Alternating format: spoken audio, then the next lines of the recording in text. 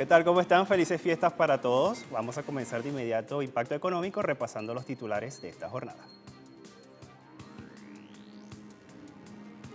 Comenzamos con noticias de nuestra América Latina. En Colombia, el presidente Iván Duque anunció el ajuste sobre el salario mínimo para el año 2020.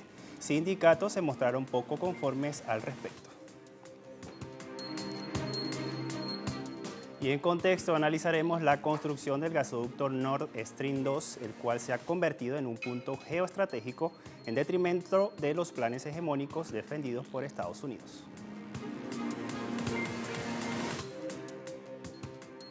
Y en Italia, el ministro de Educación renuncia por bajo presupuesto que se le asigna a su cartera. En Economía 360 ampliamos los detalles.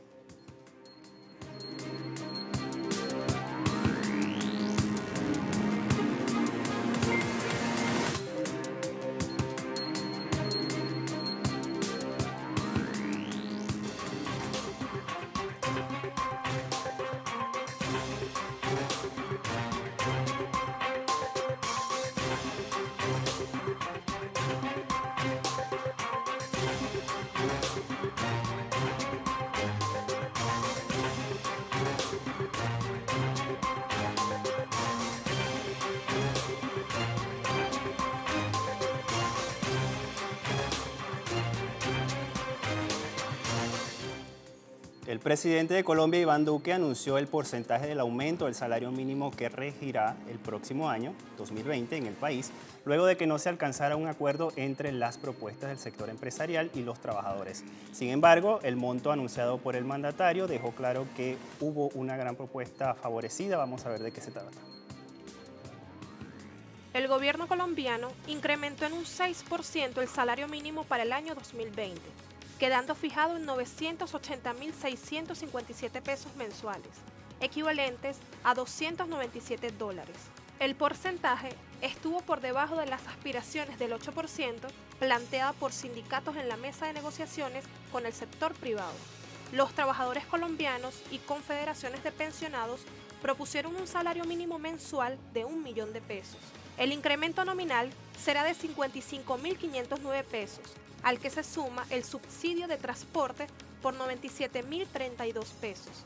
El anuncio del presidente Iván Duque se da luego de haber sostenido conversaciones con sectores políticos y el gremio privado, que había propuesto un alza salarial de 5,8%. De acuerdo al fiscal de la Central Unitaria de Trabajadores, el decreto unilateral de Duque del salario mínimo muestra que solo gobierna para los empresarios y sigue de espaldas al país.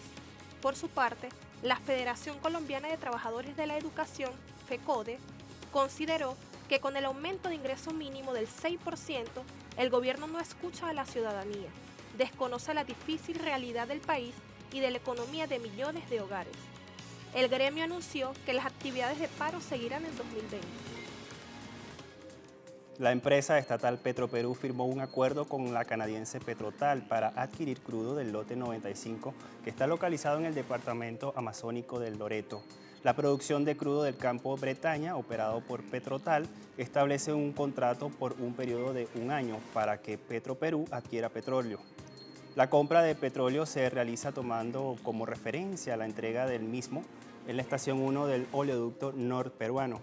La estatal peruana se beneficiará con ingresos adicionales por efectuar la compra en el lugar de origen del crudo y se asegurará de no correr el riesgo de incremento de precios hasta la venta del mismo. La acción permitirá garantizar el suministro de petróleo para la operación de la refinería de Talara, cuyo inicio de operación está programado para 2021. Según Petrotal, las reservas probadas brutas del campo Bretaña se incrementaron 21,9% a raíz de las inversiones realizadas un año antes y las pruebas extendidas desarrolladas desde el año 2018.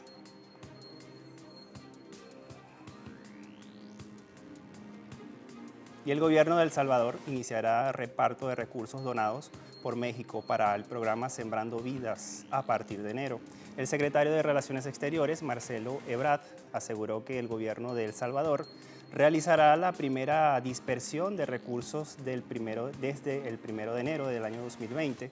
El gobierno federal mexicano otorgó $30 millones al gobierno salvadoreño para que se implemente el programa Sembrando Vida destinado a apoyar a pequeños productores en el campo y efectuar las labores de reforestación. El plan en Centroamérica, impulsado por México, con una inversión de $100 millones, ha comenzado en los últimos meses con 2 programas ya implementados en el territorio mexicano. Sembrando Vidas también busca promover la autonomía alimentaria a través de la agricultura familiar de pequeñas escalas.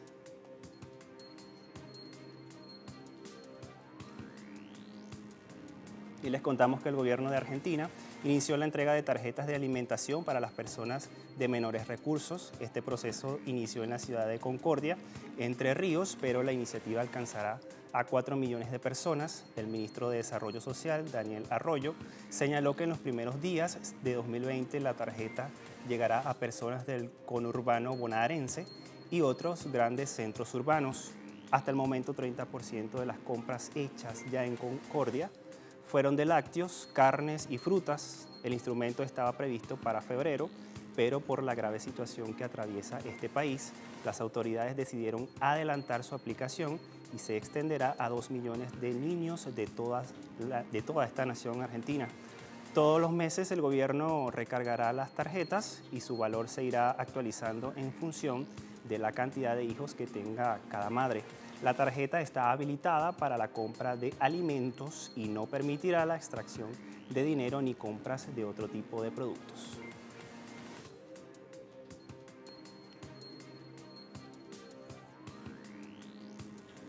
Y Nicaragua despide el año con nueva infraestructura vial. Los detalles los tenemos desde el portal de nuestra agencia latinoamericana Prensa Latina, que ustedes ven ahí en pantalla como referencia. Dice la inauguración de una carretera de 26 kilómetros en la costa Caribe Sur. Este viernes será el colofón de un año de logros para Nicaragua en el ámbito de la infraestructura. El tramo construido con la técnica del concreto hidráulico de los más modernos existentes en la actualidad constituye la segunda etapa del enlace terrestre entre los municipios de Rama, Laguna, de Perlas y Cucra Hills en la región autónoma del Caribe Sur. La nueva inversión, valorada en $36 millones, facilitará a los productores de la región sacar sus cosechas a los mercados, así como acceder a los servicios de salud y educación, entre otros beneficios.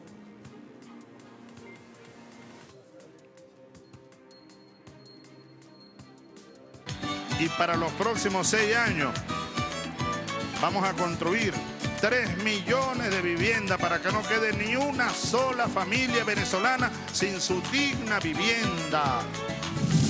8 años después, se cumple el objetivo del comandante Chávez de la construcción de la vivienda 3 millones. Más de 12 millones de personas han sido beneficiadas por este programa social. Les contamos que el presidente de Venezuela, Nicolás Maduro, entregó el hogar número 3 millones como parte de la gran misión Vivienda, destinado a beneficiar a las familias del país. El hito fue develado en la urbanización Los Corales, ubicada en la central estado de La Guaira, una zona golpeada fuertemente hace 20 años por la vaguada. De los 3 millones de viviendas dignas que han sido entregadas por el gobierno nacional desde 2011 al pueblo venezolano, en el estado costero han sido construidas 45.131 nuevos hogares y solo en 2019 se culminaron 7.000. La Gran Misión Vivienda Venezuela fue creada por el máximo líder de la Revolución Bolivariana, Hugo Chávez, para dar solución al déficit habitacional de los sectores más vulnerables del país. Vamos a escuchar parte de las declaraciones de lo que fue la entrega de estas viviendas del presidente Nicolás Maduro. Y vengo a entregar hoy la vivienda 3 millones de la Gran Misión Vivienda Venezuela, aquí en el estado de La Guaira, en Los Corales, 20 años después. Ha valido la pena la lucha, ha valido la pena tanto sacrificio, ha valido la pena tanto trabajo. Le doy las gracias a la clase obrera venezolana. Establecemos nuestra primera pausa. Al regreso vamos a revisar la disputa por el Nord Stream 2. No se aparte, que todos los detalles se los contamos al regreso de esta pausa.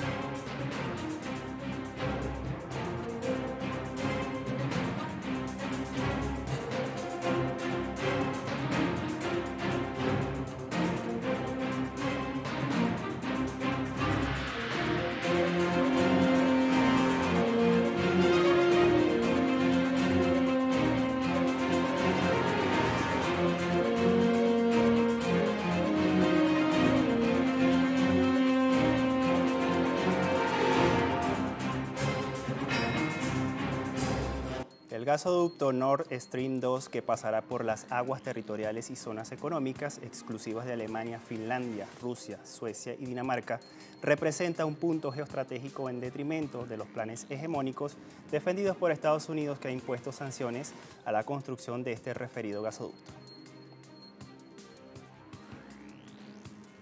El pasado 20 de diciembre, el presidente de Estados Unidos, Donald Trump, ratificó la Ley de Autorización de Defensa Nacional de $738 mil millones, que incluye sanciones contra el gasoducto Nord Stream 2. Las medidas coercitivas de Washington buscan detener la construcción del referido oleoducto, por lo que el Departamento del Tesoro estadounidense señaló que las empresas que hayan vendido, arrendado o proporcionado embarcaciones para la instalación de tuberías a profundidades de 100 pies o más por debajo del nivel del mar para la construcción del Nord Stream 2, deben garantizar que dichos barcos cesen inmediatamente las actividades relacionadas con la construcción. Asimismo, las sanciones de Estados Unidos también afectan las obras del oleoducto Turk Stream, que será inaugurado a principios de 2020.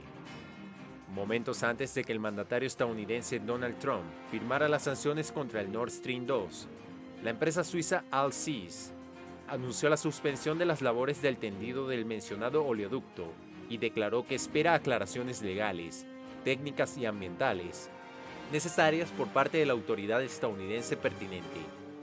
Asimismo, previamente se informó que las sanciones norteamericanas afectarán además a la italiana Saipem, que también tiende tuberías para el Nord Stream 2. Y las sanciones de Estados Unidos contra el gasoducto Nord Stream 2 se deben porque el referido oleoducto no permitirá a Washington imponer su gas natural licuado a Europa. Más detalles en la siguiente historia. El gasoducto Nord Stream 2, promovido por los gobiernos de Rusia y Alemania, es la segunda conexión de este tipo entre los dos países, ya que la primera fue inaugurada en 2011. El referido oleoducto tiene un costo de $11 mil millones y abarca una longitud de más de 1.200 kilómetros, desde las costas rusas hasta Alemania. Asimismo, contará con una capacidad de transporte de unos 55 mil millones de metros cúbicos de gas al año. Es por ello que Estados Unidos teme que el gasoducto incremente la capacidad de control de Rusia sobre el suministro de energía hacia Europa y reduzca la participación en el lucrativo mercado europeo para el gas natural licuado estadounidense. Washington en los últimos años ha tratado de imponer a varios países europeos la compra de su gas procedente de los yacimientos de fracking, con el afán de ejercer un mayor control económico en el mundo. Pero la producción y construcción de modernos gasoductos como el ya mencionado Nord Stream 2 por parte de Rusia le han puesto un contundente freno a los planes de Estados Unidos.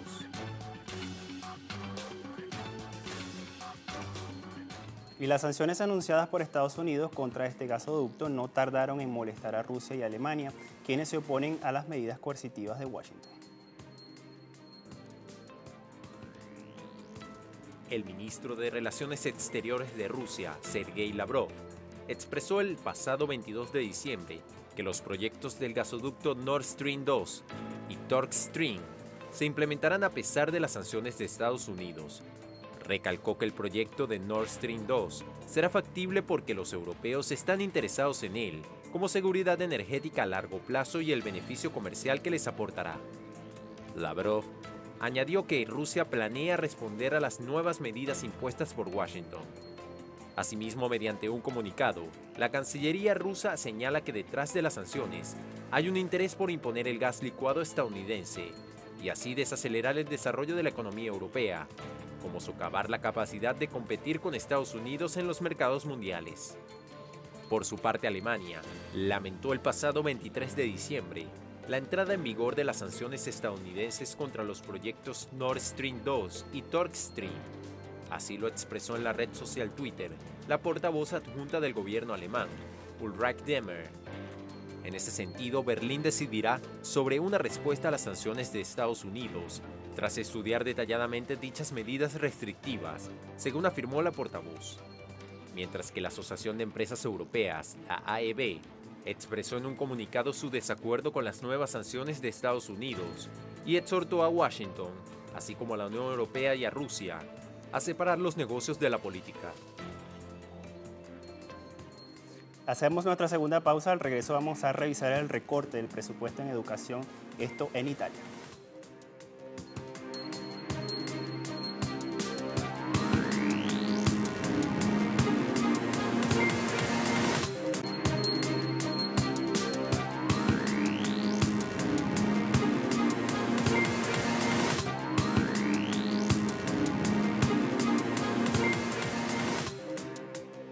En Italia, el ministro de Educación, Lorenzo Fioramonti, renunció a su cargo tras considerar fracasado su presupuesto que se le asigna a su cartera. Fioramonti, del Movimiento 5 Estrellas, ya había declarado hace algunas semanas que dimitiría si no se conseguía que los fondos para la educación llegasen al menos a los 3.000 millones de euros en la ley de presupuesto del próximo año.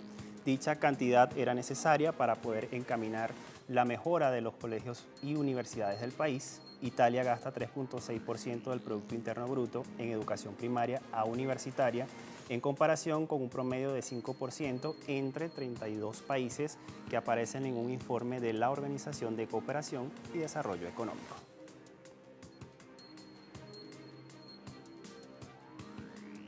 Y en Francia, los trabajadores del transporte público marcharon este jueves contra las reformas de las pensiones que promueve Emmanuel Macron.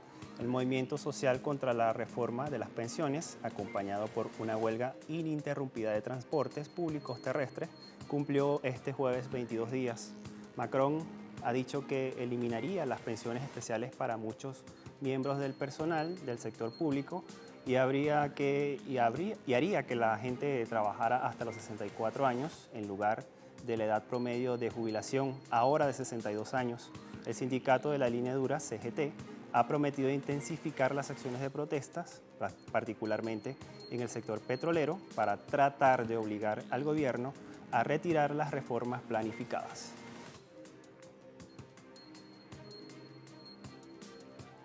Y la economía de Canadá registró una caída en el 10º mes del año. La agencia gubernamental Statistics Canadá revela que el Producto Interno Bruto del país se contrajo en el mes de octubre a 0.1%. La baja responde a la reducción de 1.4% en la producción del sector manufacturero. Asimismo, 11 de las 21 industrias de ventas cayeron debido en gran medida a la huelga general de General Motors en los Estados Unidos, lo que representa 48.8% del valor total de fabricación.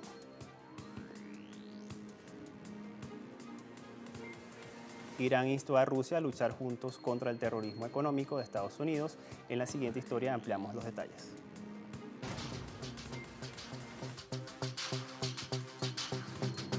El nuevo embajador de la República Islámica de Irán en Rusia, Qasem Jalali, dijo que Teherán y Moscú, contra los que Washington impuso sanciones, deben oponer resistencia juntos al terrorismo económico que impone Estados Unidos.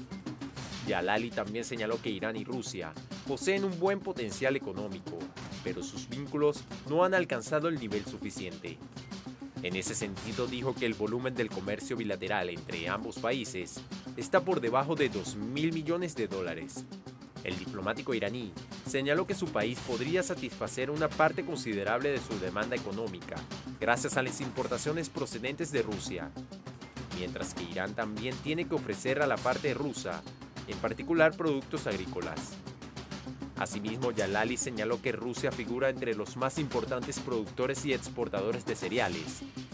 En ese contexto, acotó que Irán podría actuar como ruta de tránsito de las exportaciones de cereales rusos.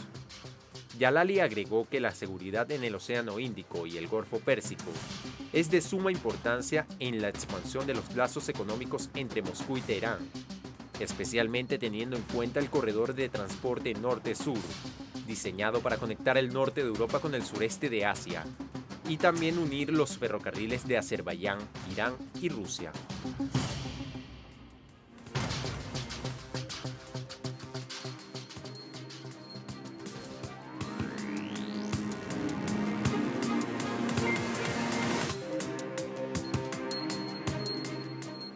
Y Damasco tiene contratos con petroleras rusas para la extracción del crudo. Vamos a revisar esta información en el portal web Sputnik, que tienen como referencia en pantalla. Dice que el ministro de Petróleo sirio, Ali Ghanem, informó que las autoridades sirias suscribieron contratos con 2 petroleras rusas para la extracción de crudo en la plataforma del Mediterráneo. En este sentido, dijo que se firmó un contrato con una empresa sobre el bloque 2 y 1, que ahora está en la última etapa de ratificación. Ghanem agregó que Damasco prevé iniciar pronto prospecciones petroleras en el mar Mediterráneo.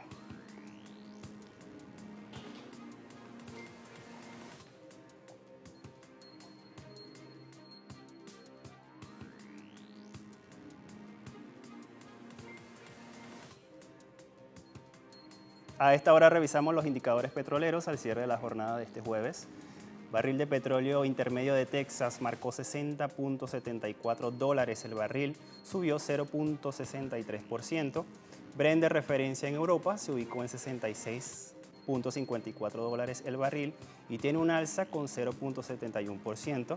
El crudo venezolano se ubica en 397.48 yuanes y tiene un aumento de 10.82 yuanes al cierre de la semana pasada. Con estos indicadores ponemos final a esta emisión de Impacto Económico. Recuerde visitar nuestras redes sociales. A todos muchas gracias. Hasta la próxima.